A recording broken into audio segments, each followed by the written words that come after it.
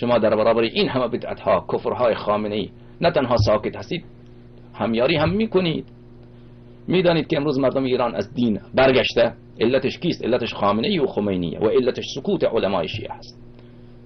خود خامنه‌ای در سخنرانی‌های خود مکرر متذکر می‌شود که اگر این نظام سقوط بکند بزرگترین لطمه را روحانیت می‌خورد. کاملا این درسته، کاملا این درسته، چون روحانیت آمده گدای در خامنه‌ای شده، چون روحانیت آمده مانند سگ دم میزنه بر دربار خامنه‌ای. به این خاطره و الا اگر روحانیت حسابش را از نظام ایران جدا می‌کرد، خامنه‌ای سقوط بکنه نکنه، روحانیت و مرجعیت حوزه علمیه پابرجا میماند، چون حساب اینها جدا میشد. اما امروز اینطوری نیست.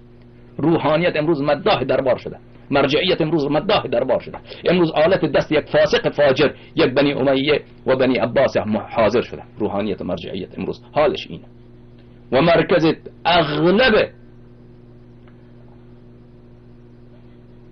گمراهی ها و جهالت